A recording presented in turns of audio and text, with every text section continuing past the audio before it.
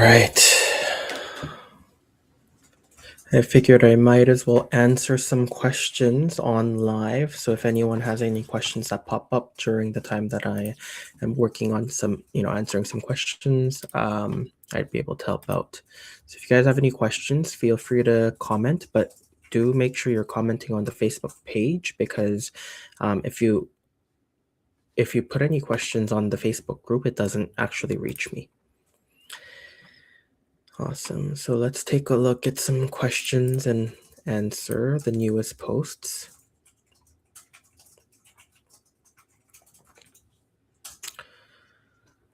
Okay, it looks like I'm actually caught up on everything in the Facebook group. Maybe I'll go to my Reddit and answer some questions here.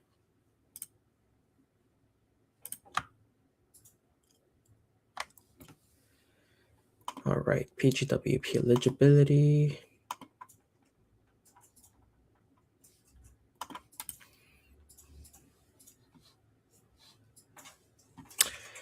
Hi everyone, my program ends on April, and after which I want to apply for a post-graduation work permit. But I have a question about my part-time semester. My program was 16 months long without any breaks in between from January to April 2026.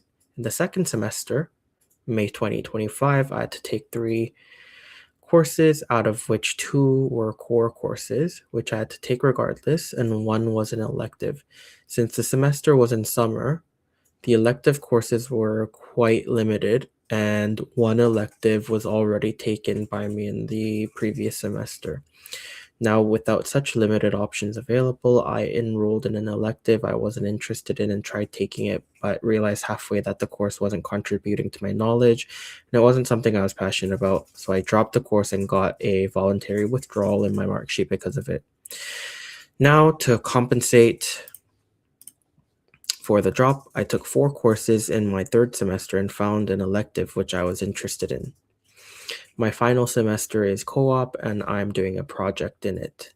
To summarize, will this classify me as a part-time, and if yes, is this good enough? You didn't even provide enough information for, us to assess whether or not, it means you went part-time.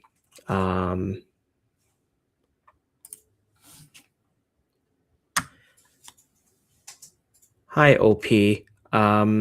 Does that mean that during the summer term, was that basically a scheduled break, or was that and like a scheduled academic session where you had to take it like mandatory because your course is only 16 months long? That's going to mean a difference. And then the dropping the course, I'm assuming you had 3 courses, and because you dropped it, you had 2, is what I'm assuming you're saying. You need to check with the school what their full-time course load looks like. Usually it's more than 2. So by taking that off, yes, with voluntary withdrawal, it does mean you were part-time in one of the semesters before the final one. And so that would definitely be a ineligibility that you need to kind of touch upon. Because it's an eligibility issue, it's not like officers can change the rule for you. They can't bend the rules. Had it been something like a authorized leave of absence where you decided to withdraw from everything and you got a letter from your school saying that you're authorized to take leave, that would be fine. But because it's a very clear eligibility requirement, if you were refused for going part-time in a semester that wasn't your final semester, there's really no real way to fight IRCC on it. And so it's very important that you submit an application that explains your situation, correctly, with as much information as possible, so that there's the highest chance that, the officer takes everything into account and potentially offers you an approval. So yeah, sorry you're in the situation. Wish it's resolved.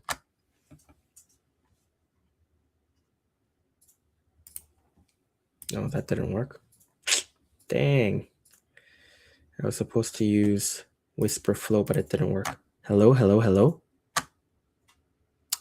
Dang. I'm gonna have to repeat that one more time.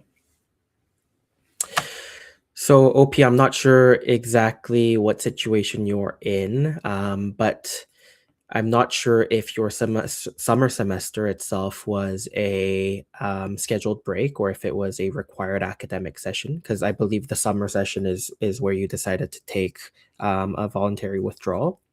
Um, but if it's a required semester in which you decided to withdraw from a course, and you went part-time because of it, you need to check with your school. Is, two courses during my semester, does that make it part-time studying? And if yes, then it does impact your eligibility for the post-graduation work permit. Um, the full-time requirement is an eligibility requirement for express entry for post-graduation work permit. And so there's really not much leeway for the officer.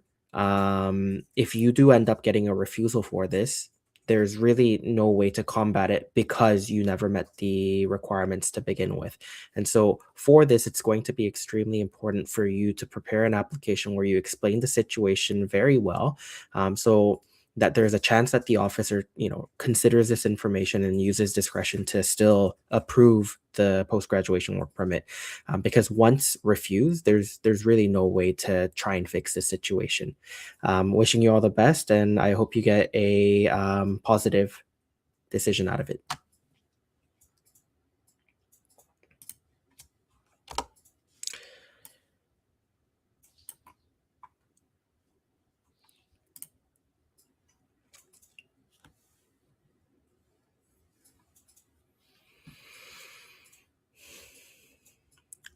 Jean Cruz, hi, I have a PGWP and was recently married.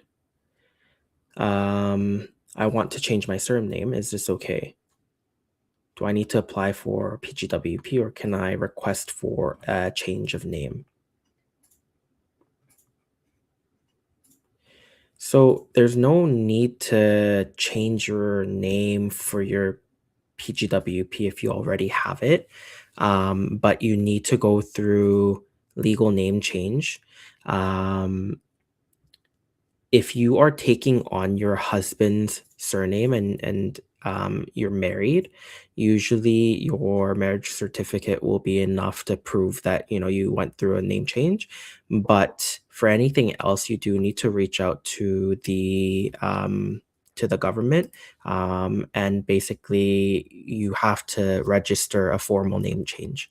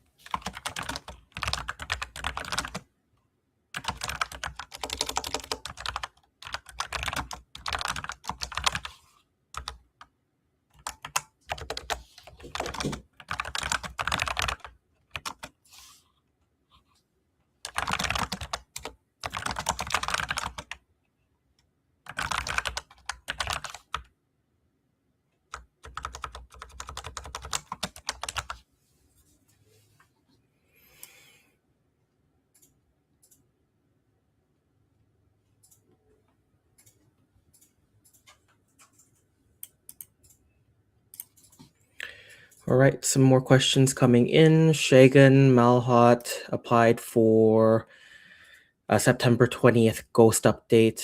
Okay. Right. Thanks for letting us know. Congratulations on getting a decision. Hopefully it comes out to be an approval. Rahian Islam. My PGWP was refused, but my employer agreed to give me an LMIA. I'm a mechanical engineer. I was wondering how long the whole LMIA process might take, and in the meantime, what is the best way to restore my status? So, wait, what was your name? Yeah. Rahian, it's a bit of a tough situation because when your PGWP was refused, it's likely that you didn't have any status then, right? So you're currently out of status, so you need to restore status within 90 days. But the thing is with LMIA processing times, it depends on whether you're in a low wage LMIA or a high wage LMIA. But the high wage stream is 50 business days, low wage stream is 44 business days.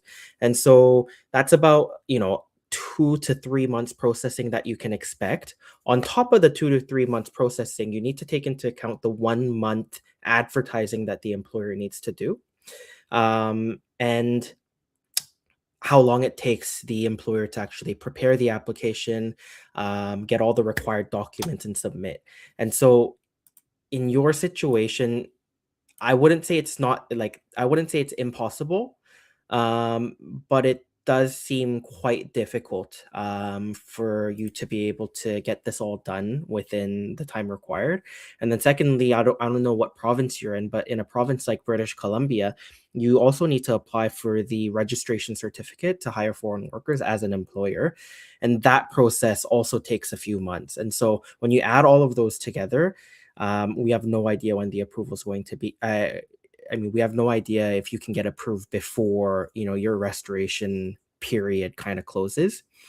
And also the other thing is, even if everything is received in time, when you apply for the work permit with restoration of status, the processing time for work permits right now is like above 200 days. And so you're still remaining inside Canada without the ability to work, because you can't work since you received a refusal on the PGWP. If you apply for another work permit, you will not be able to work. So the entire like 200 day processing time of the work permit, plus let's say potentially up to 6 to 9 months for the LMI plus registration certificate, all that time you're going to need to remain in Canada without the ability to work. And so it is problematic in that sense. The other thing you could try instead, though, is you could try getting the LMIA approved and then you apply for the work permit from your home country, because generally speaking, work permit applications from outside of Canada tend to be processed faster, although it is more difficult to get approved because you need to prove, that you're going to leave Canada at the end of your stay all over again, just like the study permit application. But, a lot of my clients are going through that process to just apply from outside because an inside of Canada application doesn't work. The employer doesn't have time to wait, half year to almost a year for you to come back to work, right? And so just keep that in mind. Sabine, hi, does IRCC accept two language certificates if they're from the same center for PGWP? You cannot combine the results of multiple language test results, unfortunately. You can only rely on one. So if you ended up getting, let's say, CLB 7, CELPIP, let's say 7766, and then the next one you did 6677, you cannot combine the two, unfortunately.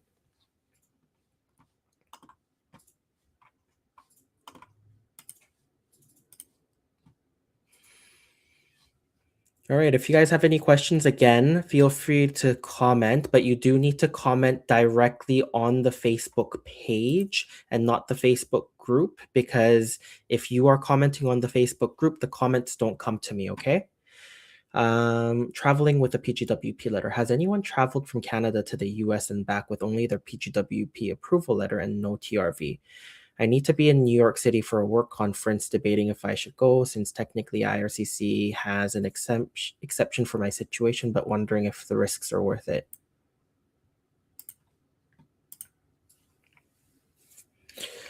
I need to take a look into... Yeah, I can't answer this one right now. I need to take a look into the regulations.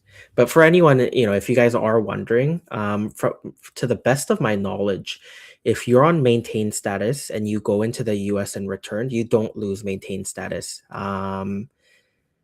That's my knowledge, but I need to double check the regulations, so I'm not going to answer this one right now. Let's see. You mean they have the same certificate number on both? So Sabine, if the certificate number is the same on both, then the one that you received, the most recent one that you received, should be the one that you use. You still cannot just, combine two results, right? Even if they have the same certificate number, because it either means that they assessed it one way and then they reassessed the score and then they changed, right? And so um, you can't combine multiple, unfortunately. Iris, hi, I need your advice. The passport number on my e-medical information sheet has an incorrect last digit. The clinic couldn't fix it because the results were already submitted, but they sent a correction request to IRCC, although the system isn't updated yet. So I don't have an updated sheet with the right passport number. Excuse me. IRCC confirmed that I can upload the e-medical sheet and that it won't affect my PGWP application. I'm unsure whether to proceed with uploading it as is, especially since I'll be working in healthcare. So this happens quite frequently. A lot of clinics make mistakes like this, and so they did give you the correct advice. They can try and correct it by letting IRCC know, and for yourself as well, you should be submitting that result with a letter of explanation, so that the officer knows that you have indeed taken the medical examination, and that the only issue is the passport number. Rahian again. Let me stop sharing. I've literally answered. Oh, actually, I have one to answer later. Rahian, hi, it's me again. Employer agreeing to the LMIA. I am thinking of applying for a master's at the same DLI. I'm from Alberta. Can I easily restore to student status in that case? Do I need admission letter to apply for restoration, or can I apply without one for now? So for any post-secondary level education, you need a letter of acceptance. You also need to get a you need to meet all the requirements to apply for a study permit, is what I'm saying. And so you can, and you will need to restore your status within 90 days of losing your status in Canada. And so if you receive the LOA, then I would move promptly and apply. Restoration of status applications do generally take a little bit longer than normal. So I would put in like a buffer there as well. The only thing to keep in mind is that you're not able to begin studying until the study permit is approved. I believe the study permit processing timeline in Canada is pretty long as well. Because for all of my PGWP clients that have study permit extension submitted, it's taking a very long time to get back. Let's just see. Yeah, it's 3 months, right? And so I have, clients that are master's students as well, and they're kind of in a situation where they're like, well, like, what do I do? Because if I apply for an extension, I'm likely not going to receive a decision for the study permit before my studies begin. What if it's refused and I begin my studies? Does that mean I need to stop studying? And the answer is yes. And so it is, I would say, the risks of applying for continuing education after finishing has increased after IRCC has changed the requirements on, study permit requirements, study permits not being able to be used for further education, basically. Freeman, my PGWP was refused, but my study permit expires in March 2026. Can I work when I reapply for the post-graduation work permit before March? So, Freeman, can you let me know the date that you completed your study? So that would be when you received the letter of completion. And yeah, because I need to assess whether your study permit is valid or not right now. And then David, does contacting an MP help getting the final decision on the PGWP you applied back in May? So yeah, it's obvious that your processing timeline has surpassed what the regular processing times are. An MP contacting IRCC does not help with expediting, usually. And the reason behind that is all they do is request an update. And so when they get an update, they're basically going to say your application is still, ongoing processing. However, It can be helpful because sometimes we do find that some files get lost or like the officer's not working on it, and putting in like a poke like that gets it back on their radar. And so, indirectly it can help your application be processed. But at this current point in time, I would also send a web form letting them know that an unreasonable delay is occurring with your PGWP application, because it's already, quite a few days beyond the regular processing time. Joseph, you're currently on a visitor record implied status. However, you're going to your home country. If I get an ITA next, will my application be treated as inland or outland? So if you leave Canada while you're on a visitor record or even on implied status after applying for a visitor record, your application, like, you no longer have status in Canada. You cannot return, because the visitor record is one time only. It's not a multiple entry document. It gives you visitor status when you leave, and let's say you have a visitor visa or like an ETA. When you return to Canada, you're re-entering Canada as a new visitor status. So a visitor record becomes invalid when you leave Canada, basically. If you get an invitation to apply for, I would say, I'm assuming you're talking about express entry. Um, there's no, it would be outland, like the visa office processing it would be out of Canada because you're not in Canada. Um, if I got an AOR, can I apply for a bridging open work permit? A bridging open work permit requires that you're a worker, and so as a visitor, no, you would not be able to come back with yeah, no, that's not going to happen. Freeman completed studies May 2025. Okay, so you completed studies May, your study permit expires March. So no, it's, you cannot work when you reapply for the PGWP. And secondly, you can't even apply for the PGWP. You're no longer eligible. And so Freeman, something to break down right now is when you completed your studies in May 2025, 90 days later, so that would be what, August 2025, is when your study permit became invalid. Even though your study permit physically says it's, expires on a certain day, it's earlier of either that date or 90 days, whichever is earlier. And so your study permit is no longer valid in Canada, so you cannot use it. And then secondly, the requirement for a post-graduation work permit is that you must apply within 180 days of you completing your studies. And so if you completed your studies in May, the date would be November. And right now it's almost February, right? And so you are no longer eligible to even apply for a post-graduation work permit. Um, Now, I don't know why your PGWP was refused. What was the reason? Was it due to language? Because if it is due to language, a lot of people are having success with reconsideration requests. And some people are even moving forward with reapplication, even though they don't meet the eligibility requirements. But I am hearing a lot of success from, reconsideration requests.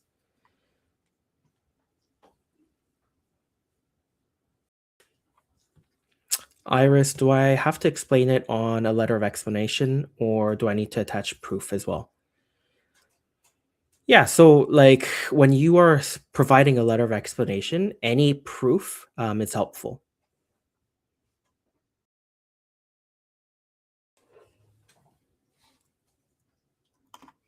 Okay, let's move forward. I had a question come up on Facebook. Hi, everyone. I'm a bit confused and hoping someone can guide me. I recently applied for a PGWP in December 2025. While submitting the application, I selected no for working in healthcare, so I opted out of the medical exam. At that time, I wasn't sure about my future job plans. However, I studied psychology and I'm likely to work in healthcare or a related field. Now I'm worried that my PGWP will come back with a condition.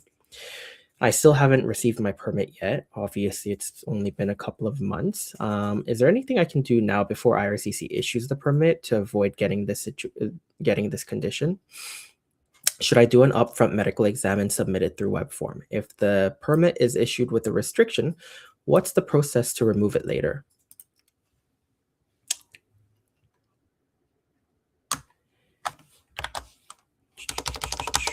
At caring, whatever.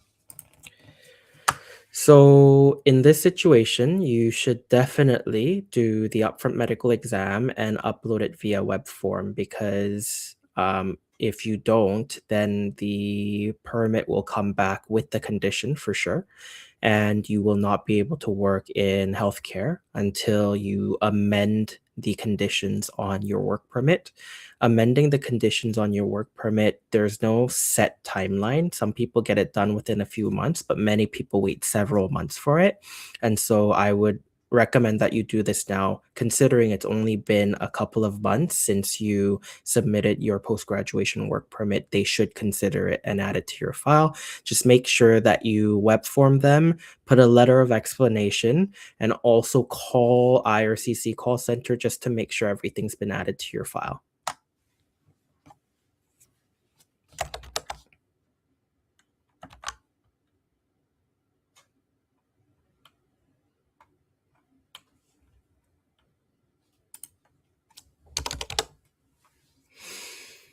All right, Millie, if I'm on maintain status while waiting for my PGWP, let me just stop sharing my screen for now. All right, if I'm on maintain status while waiting for my post-graduation work permit approval, application submitted September 2025. Am I allowed to enroll in a 5-month PSW program?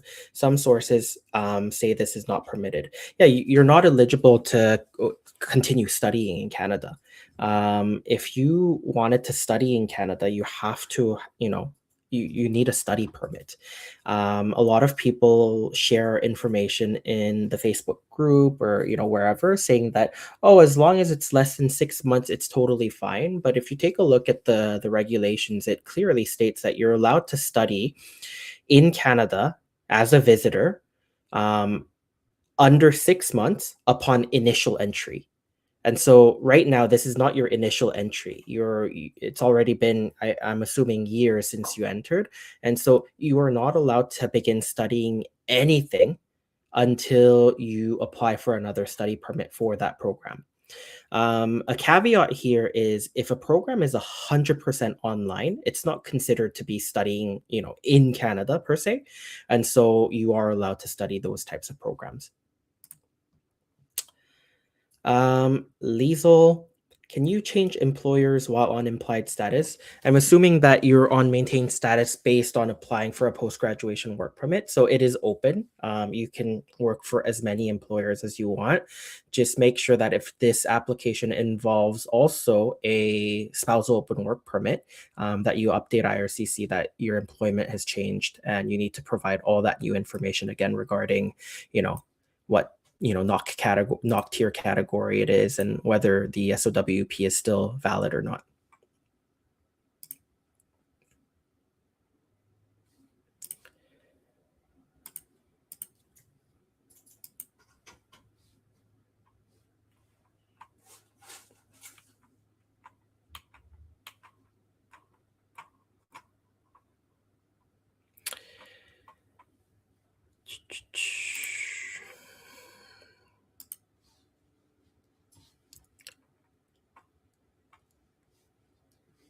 All right.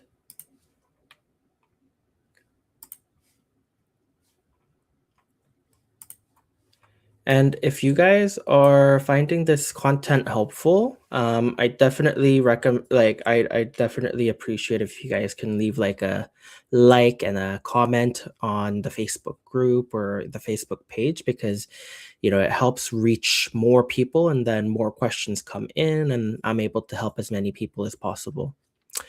Millie, follow-up question is if it is an online PSW program, then is it allowed?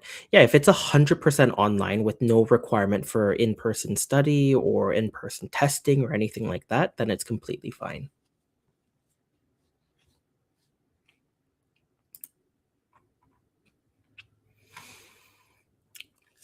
What else are you guys kind of interested in talking about today? Permanent residency questions or anything like that? Looks like we only have 13 people on, and so, if anybody wants, I'm happy to speak with anybody a little bit further. If you actually want to speak with me, I believe I can invite you to the stream um, through like a link that I can send you.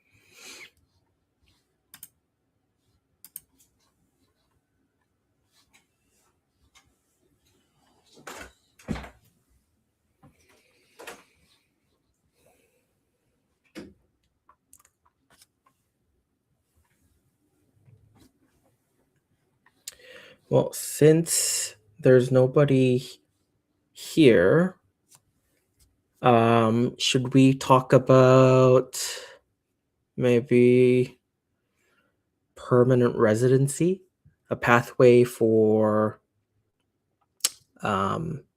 post-graduation work permit holders to transition to PR? Yeah, let's jump into that. As you guys all probably know right now, let me share my screen again and show you exactly what I'm talking about. Share screen, entire screen, let's go. So express entry draws. So what's going on here?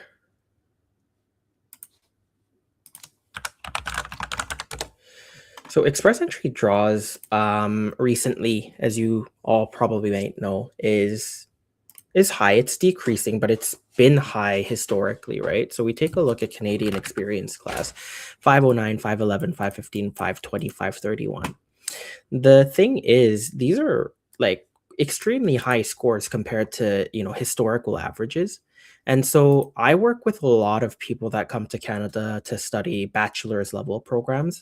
And these individuals generally graduate from high school from their home country, and they come to Canada directly without having any work experience, any other post secondary education. And so that's a lot of the people that we work with, and their profile is all very, very similar because there's only a limited, amount of points that you're able to get. And so when you put that all into account, their score on the first year of gaining 1 year of Canadian work experience ends up being, 474 if they don't have any family brothers or sisters in Canada that's a Canadian PR or citizen. So, like, let's say bachelor's degree. This was done in Canada. It's a degree program. Usually, when they do bachelor's level programs right out of university, they generally need to provide language exam results to even get into the program. And most of them end up getting CLB level 9 or 10. No French ability for the most of them, and 1 year of experience in Canada, no years foreign work experience, no certificate of qualification, no LMIA, not that it makes any difference. Do you have a nomination? No. Do you have a brother or sister that's a Canadian PR citizen? No. It comes out to 474. On the second year, it goes up to 499. Here, I'll show you. 499. And then on the third year, it goes up to 512. Right? Oh, 510.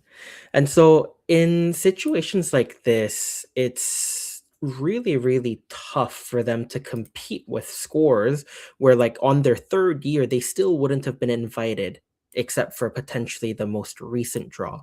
And so, what are some things that you, as PGWP applicants, can currently do in order to set yourself up for success before your PGWP expires?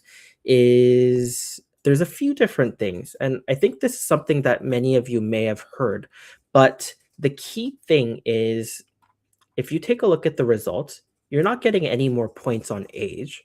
your education, it can be improved if you end up getting, let's say, a master's degree or a PhD or something along those lines, but that's not fast, right? And you're not going to waste time studying in Canada, especially when you have a PGWP, which you can only get once in your entire lifetime. And then language test result 136, that's a maximum possible because you're getting CLB level 10. And so there's an opportunity here for the second official language if you speak French at all. And then Canadian work experience, by the third year, you've maxed it. I mean, it's not maxed out. You can go up to 5 years, but it doesn't provide significant improvements over time. No spouse for this application.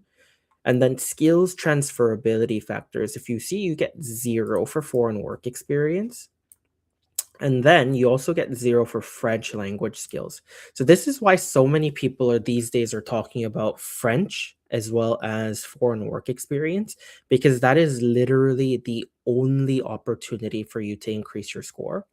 And so if you are able to get French and French level 7 at it, then it really does help you. Let's say, you're a bachelor's degree student, you have 1 year of Canadian work experience, and you decide to get, NCLC level 7, which is an intermediate level speaker, and you test well at NCLC level 7.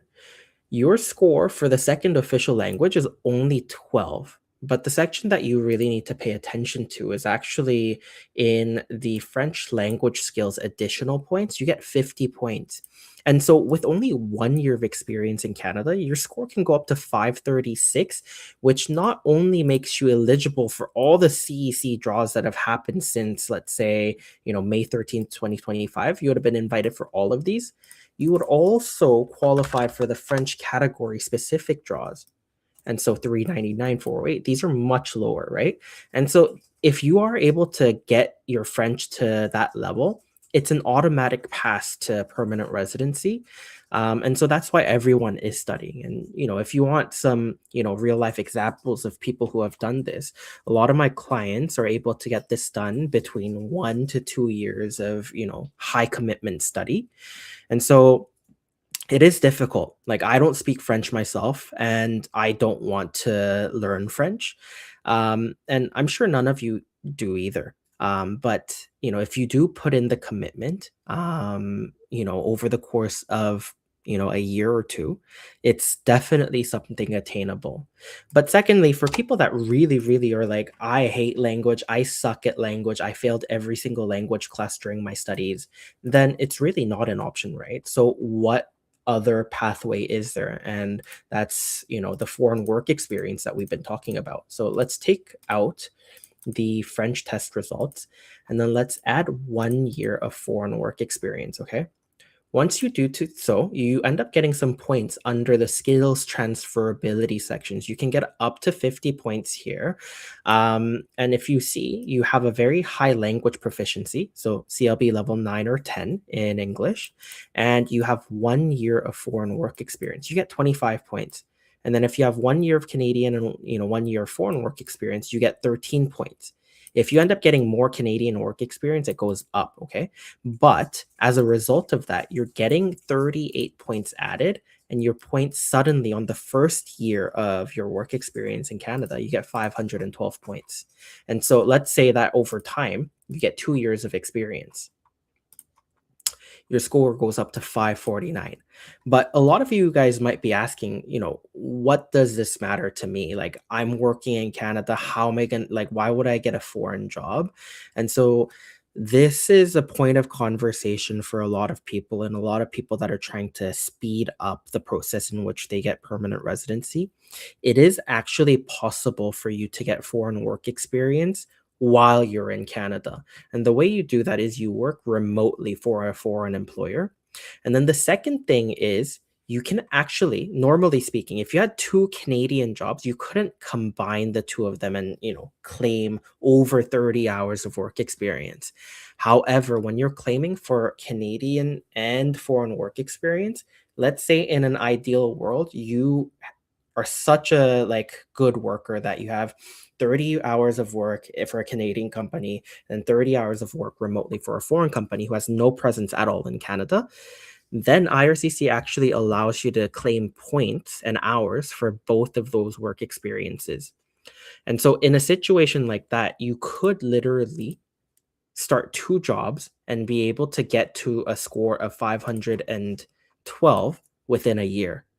However, IRCC does know that it's very difficult for somebody to be able to work 60 hours a week, foreign company and a Canadian company. And so in a situation like this, they will really, really scrutinize the application. And if you are not able to prove that you've done both work experiences and there's, flaws in your application, then there's even a chance that they come back and they say, they give you misrepresentation for, trying to lie to them or something like that. But another alternative is you could, work full time for a Canadian company and work part time for a foreign company. You can claim points for work experience that you gained in the last 10 years, right? And so even if you're working 5 to 10 hours a week or 15 hours a week for a foreign employer, then it all ends up adding up by the time your PGWP is about to expire, and you could end up, obtaining a really high score in order to immigrate through express entry.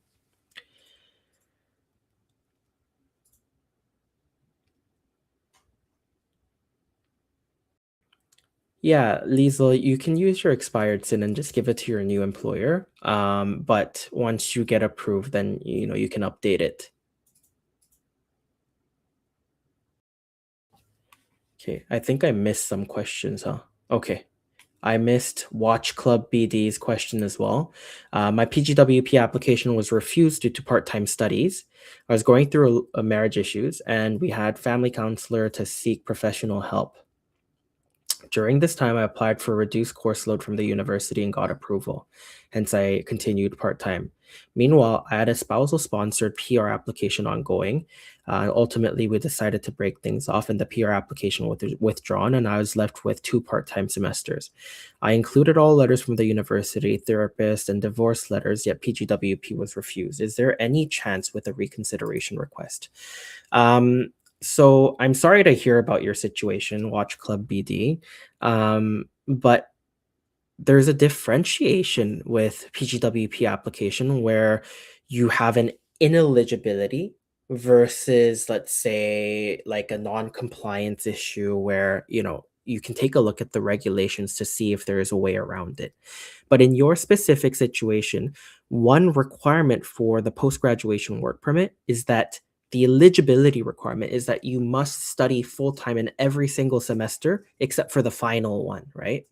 And so if you have two part-time semesters, that couldn't, you couldn't possibly meet the eligibility requirement. And so if an officer were to assess your application and approve it, they would be using discretion and breaking the eligibility requirements. And things like this have actually gone to federal court through a process called judicial review. And the judges have decided previously, which sets precedents for future applications as well, that officers don't have the powers or the discretion to not follow through with the eligibility requirement. And so a reconsideration request is likely going to fail in your case because the officers already decided, and the result is because of your ineligibility, and there's no way to fix that. Having said that, if you prepare a very, very strong application and you had applied for your initial PGWP or even reapply as long as you remain eligible, there's a chance that the officer might approve it. But I would definitely say the chance for you to have done this was when you initially applied for the PGWP. And so my outlook for your application being overturned is very, very low. And so I think this is the time for you to really consider what are my alternative pathways to remain in Canada. And that could be in the form of, let's say, LMI-based work permit or other international mobility programs that you may be eligible for. I'm not sure. Another question from Tassin. I applied for my PGWP with my new passport, but they approved my PGWP for 21 months based on my old passport. What do I do? Since they've approved it already, Tassin, I believe I answered your question already via a comment, but you have to reapply for it. Anyways, let's move back to talking about express entry. We just covered areas that you might be able to increase your points. Obviously, not everyone is in the same situation. Some of you may have studied, diploma level programs. Some of you might be master's students. Some of you may already have foreign work experience that you can claim. So that really changes things based on each individual scenario. But for most people, the only opportunity to really increase points is going to be through language, English, French, and then claiming foreign work experience. Now, when that's no longer making a meaningful difference, let's say for somebody that has 0 points for age because you're over, 45 years old, then the alternative becomes looking at provincial nominee programs. And so every province has their own provincial nominee program. And so we need to take a look to see what programs exist in that province that you want to move or live in. And if you're eligible, and a lot of them are point-based systems, so we need to assess what your score is and then go through that system. For today's sake, because we can't go over every single PNP that exists in Canada, like I'll choose one. Let's say BCPNP. BCPNP, if you take a look at their guide, this is their guide. They have a couple programs, right? They have the skilled worker, they have the health authority stream, and they have the entry level and semi-skilled stream. Previously, they used to have the international graduate and international postgraduate stream as well. However, they removed it. They were going to replace it with the bachelor's, master's, and doctorate stream. But then that's when the federal government cut caps on all the PNPs. And so it's kind of gone for now. And we're just waiting for them to kind of return with it.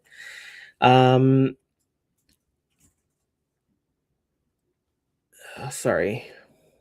It looks like more people have left some questions.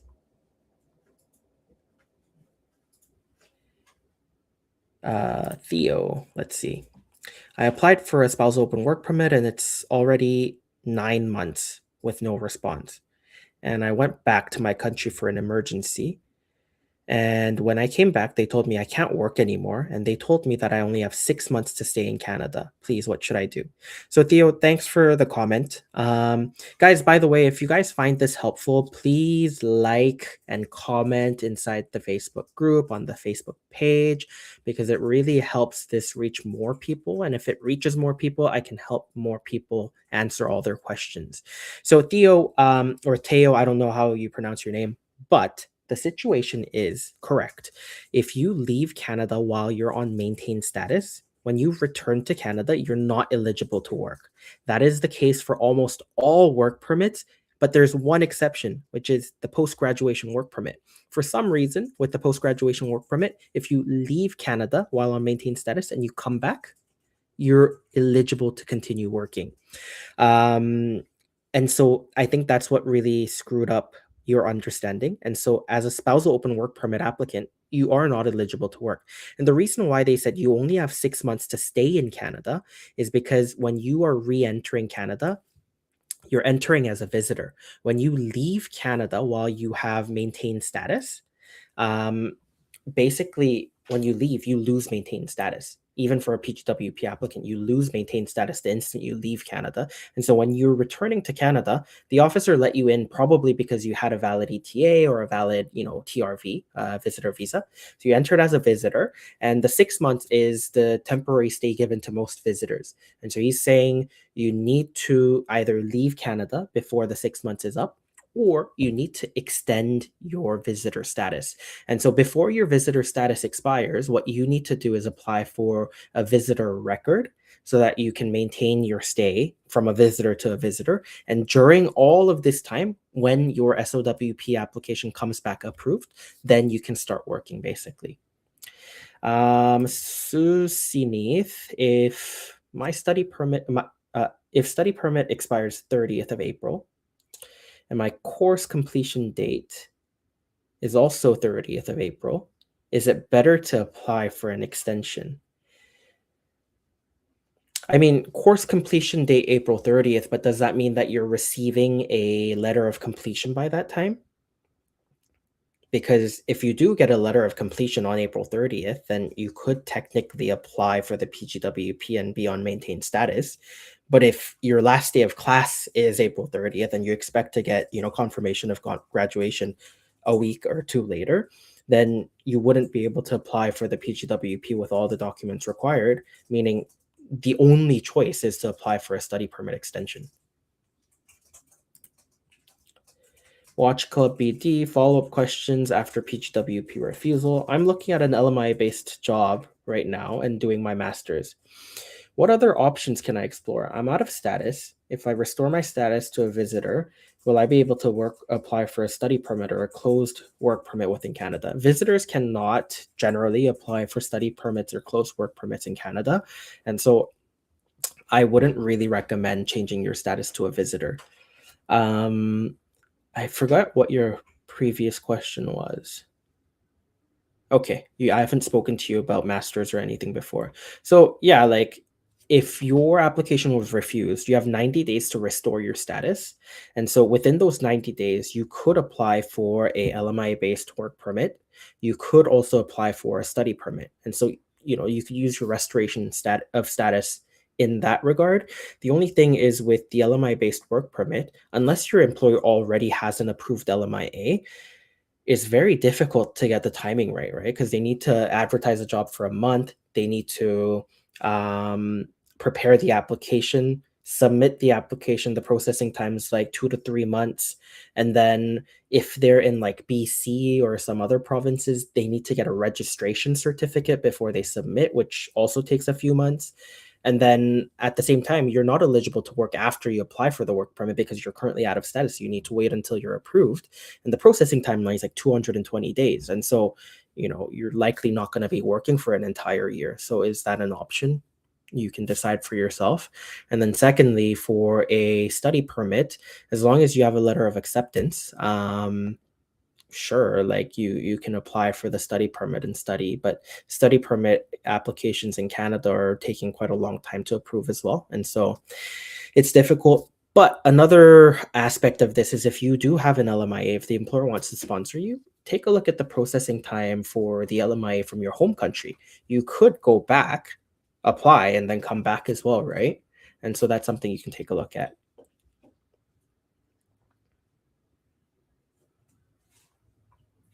Okay. So going back to my conversation, guys, if you have more questions, feel free to leave it. Also feel free to like and share and comment. That helps this live reach more people. But yeah, let's go back to talking about BCPNP. So when express entry is no longer an option for you, because the points are just way too high for you, then you can take a look at, PNP programs as well. And like I said, a few programs are gone right now, but the key thing that most people are going to be eligible for is the skilled worker stream in BC. It requires 2 years of skilled work experience before you can apply. And so for a lot of people that are gaining their experience for the first time after coming to Canada, they're not immediately eligible.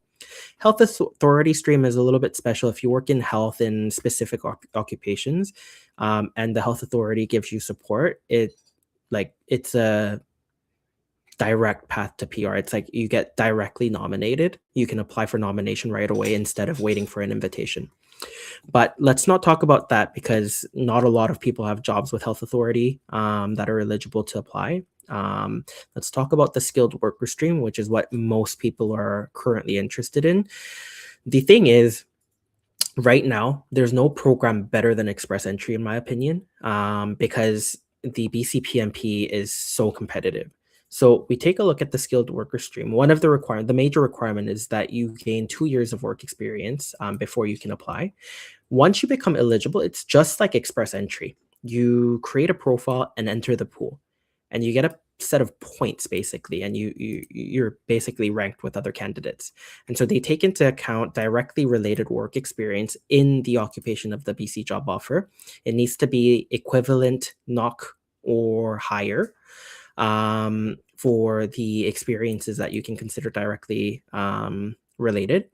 And the more you work, the more points you get. If you're working 1 year for the employer, or if you have 1 year of directly related work experience in Canada, 10 points. And then if you're currently working for the BC employer, then another 10 points.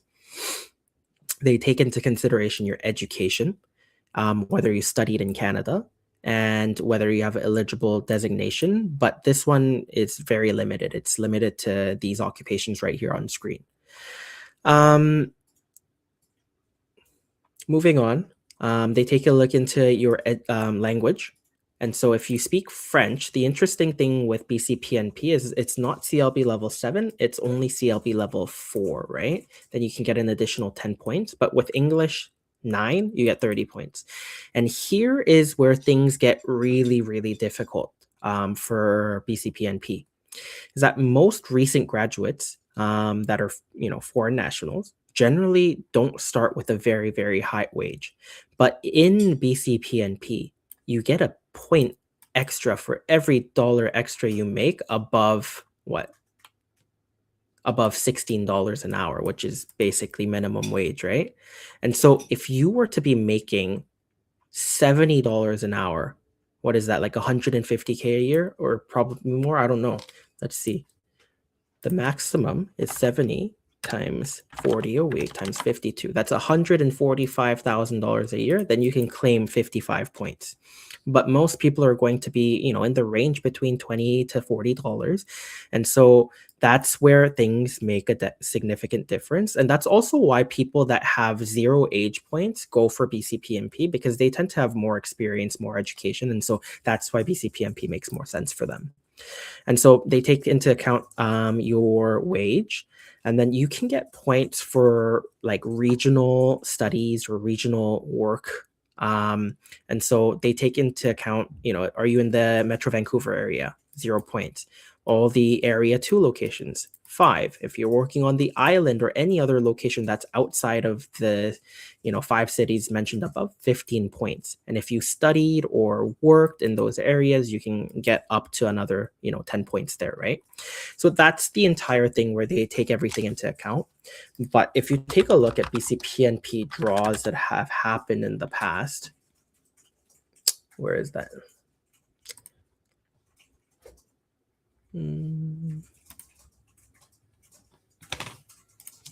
Usually it's the first one that comes up. Oh, archives. There it is. Invitations to apply. So for 2025, they basically only invited, very high paid individuals because their quota was cut in, half, and they already had people in the backlog. And had they processed it, they would have been over their quota already. And so we only have, proper numbers from 2024. Take a look at the minimum scores. At the end of the year, it was like 148, 146, and we're taking a look at the skilled worker and EEBC option, okay? Because there are specific targeted draws for childcare, construction, etc. But most people are going to only be eligible for the skilled worker stream. So 146, very, very high. Earlier on in the year, it tends to be much lower because they're given allocations earlier on in the year and then they run out by the end. So if you take a look, by the end of the year, they're inviting like 6 people, less than 5, 7 people. But earlier on in the year, look at that, 110 people. And so that's why the score is like 120. 122. And so you need to assess, what is my score, and is there even a chance that I can compete against the people that are in the pool based on the previous draws that have happened? And then you still need to add more because the program's been literally closed for an entire year. And so that there's pent up demand within BCPNP. And so that's why, generally speaking, we still do an assessment for PNP programs in BC, but a lot of people end up, leaving this as a potential backup option because it's just so difficult. Thanks, Watch Club BD. You're a top G for all the information you're giving. I appreciate you, although my options are looking very slim and I see doors closing. Follow up, during this restoration period, I cannot study. But what if I go back home and apply for a study permit from there? Can I apply for restoration from there? Will it be any faster? So, Watch Club BD, the concept of restoration of status is used when you lose status in Canada, right? And so, if you were to leave Canada and apply for a study permit or even a work permit from your home country, there's no need for restoration of status because you fix your out of status issue, your non-compliance with the conditions by overstaying, by leaving Canada. That fixes it. And so, you know, you won't need to worry about restoration because you can't even restore your status from outside of Canada.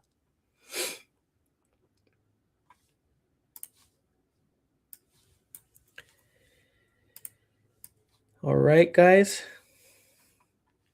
Okay, so I think I've been streaming for some time now. If you guys enjoyed this, let me know. You know, the best way you can help is sharing, liking, commenting, um, and potentially even going to our Google listing and leaving us a review. That really helps because it shows people that we are trusted. But yeah, until the next live event, if you guys have any questions, feel free to leave them inside the group. If I have time, I'll get to it. But if not, if you guys really need to speak to me, you can book a consultation with me. Appreciate the time, and I'll talk to you next time.